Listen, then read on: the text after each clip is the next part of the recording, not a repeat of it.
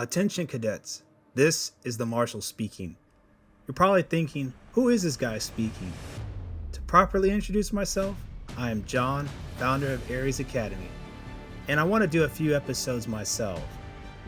There are some spoilers in this video, so if you haven't watched the shows or read the books and you care to find out, then I would caution watching this. I want to introduce a series that talks about different military factions' forces, the state they're in, the other functions pertaining to it.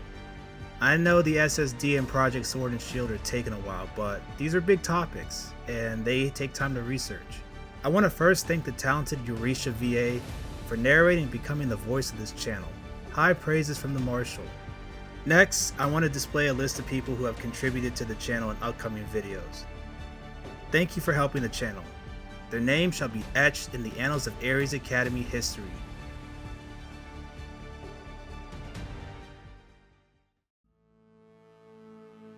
The Federacy of Giad ascended and replaced the former Giadian Empire after the citizens led a revolution to overthrow the monarchy.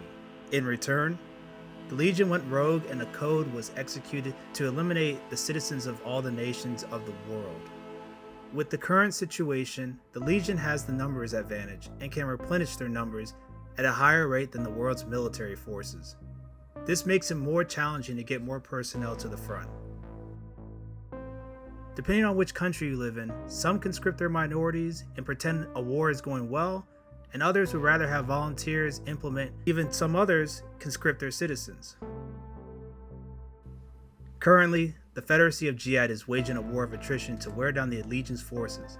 The Legion is only able to function in a certain amount of time, and once that time expires, there will be a shutdown of all Legion units. Also, the Legion relies on deceased personnel to man their machines. That's why Shin always carries a pistol to prevent his comrades from falling into the Legion war machine's hands. So all the militaries are counting on time. Although I'm sure there are conversations amongst the higher-ups that this may not be the best strategy. The Federacy of Giad has two armies, the Northern Army and the Western Army. The military also includes a series of independent formations such as the Federacy Expeditionary Brigade. This formation is used to fight campaigns around the world. Throughout the 86 show, the Federacy uses a network of forward operating bases known as FOBs towards the two theater of operations. These bases are staging points for combat operations against the Legion. However, they were vulnerable and a handful were destroyed when the Morpho launched a long-range strike at these bases. The Federacy attempted to fight the Legion in a conventional style of warfare and go toe-to-toe against them. This approach was failing, as seen throughout the series, costing the Federacy in heavy casualties.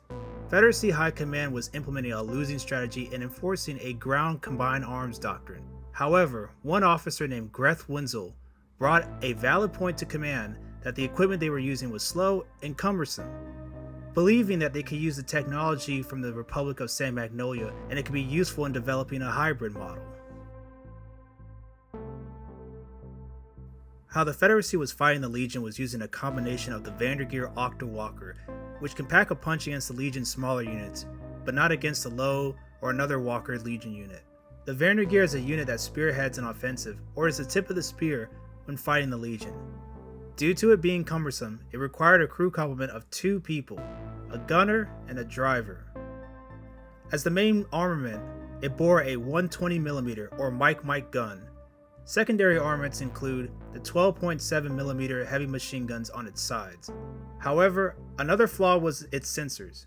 When the electronic disruption unit starts jamming, the sensors on the Vánagandr has its vision obscured on the battlefield. Next is Armor Infantry. Armor Infantry is used in defensive fortifications. They are used to counter Legion mines and other smaller Legion units, using armor-piercing rounds and rifles to fend off attacks. Artillery is used to support both ground troops and Vánagandr units. In the large-scale offensive against the Legion, artillery was used not only to support ground units, but launched a series of strikes against the Legion's forces. The Federacy will have to rely more on the use of artillery to support armor infantry and Vánagandr units. One of the largest challenges is electronic warfare. Aircraft were deemed unusable due to the Legion's anti-air assets. Bombing or conducting close air support missions were pointless, as the creator of the Legion intended to make it difficult for the aircraft to support ground units when they were overwhelmed. The electronic disruption type, an anti-air Legion asset, can destroy the air intakes of an aircraft's engines, rendering it useless. It is also capable of jamming and confusing the communications of various nations. Transporting troops, bombing runs, casts are out of the question. And finally, the last important aspect of the Federacy of Giad is the coalition and relationship it has built with the Alliance of Wald and Roa Gracia. Both nations are willing to counter the Legion's large-scale attacks. The Republic of San Magnolia has not answered the call to building an alliance with the other three countries, and has taken a more isolationist approach. Giad's coalition is imperative due to the existential threat the Legion plays, and prioritizes maintaining those relationships to win the war. Thank you for watching the video. This is the Marshal signing off. You know the drill. Like, subscribe, share, and don't forget to turn on the notification bell to stay tuned for future updates.